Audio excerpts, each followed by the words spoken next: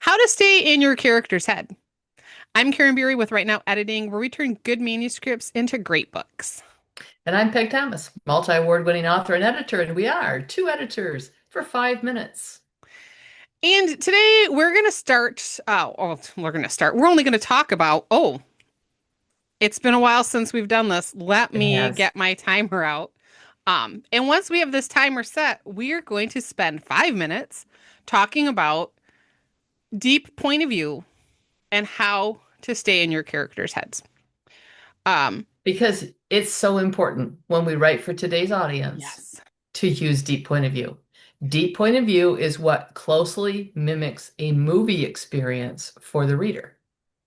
It draws the reader into it as if they're there.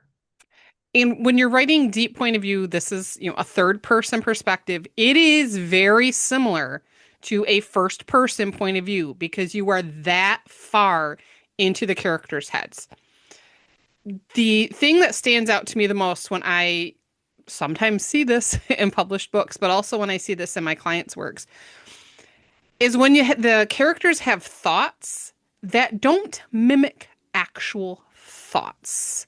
So, for example, you might be sitting around thinking about something, but I'm not going to be sitting there thinking about how the sun glistens off the gray streaks in my hair and the brown tresses disappearing with age. I don't think that way. So that should not be how your characters are thinking. These thoughts need to mimic actual thoughts. When you start going on and on about how the sunlight is gleaming off the hair and all those things, that's a narrator perspective. That Or works. it's something you see in another person. Yes, it might It be is not something. something you think about your own self.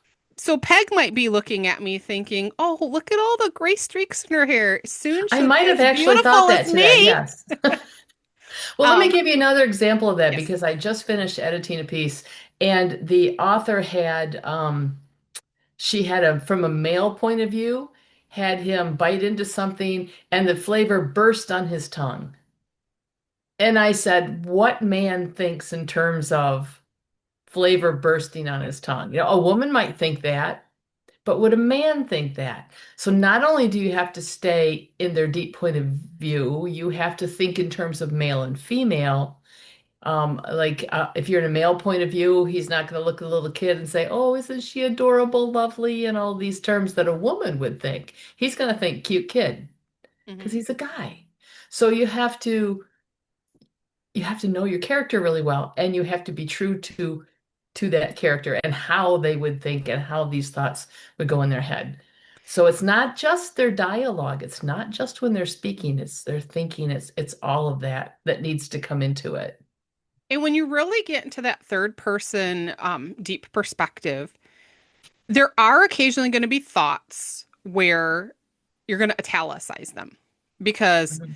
I can speak to this now. I am in my mid to late 40s. My brain shuts down and I will literally tell myself, "Come on, brain, what is the word?"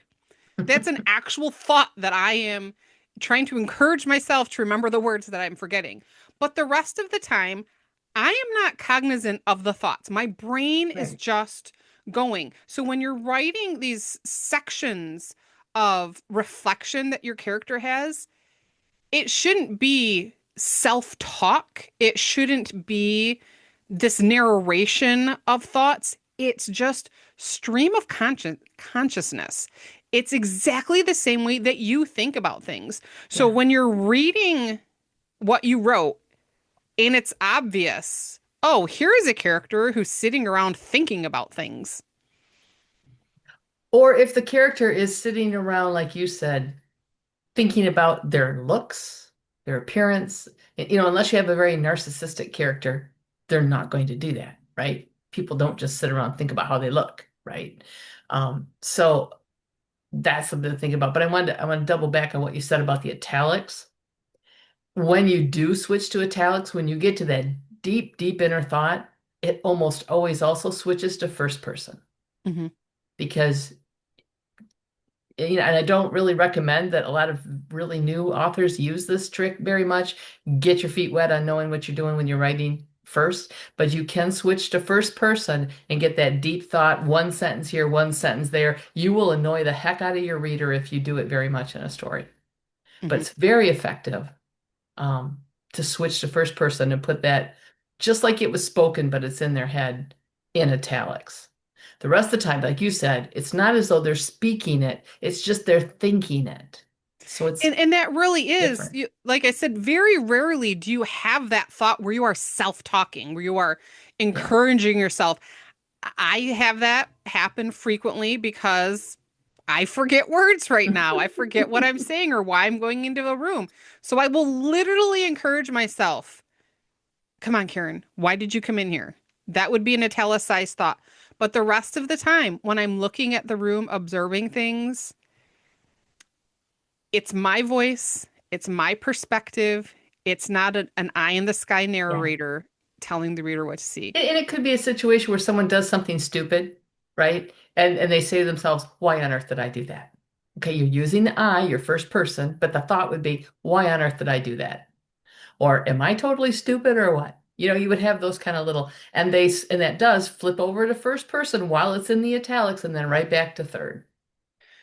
And that's all the time we have for today. If we have thoroughly confused you, please let us know. We will come back to this topic. And confuse But you again. yes, confuse you more. But that is our brief 5 minute take on how to stay in your character's head. Come back next week. We have lots more fun topics to bring to you. Until then, I'm Karen Beery. And I'm Peg Thomas, and we'll see you next time.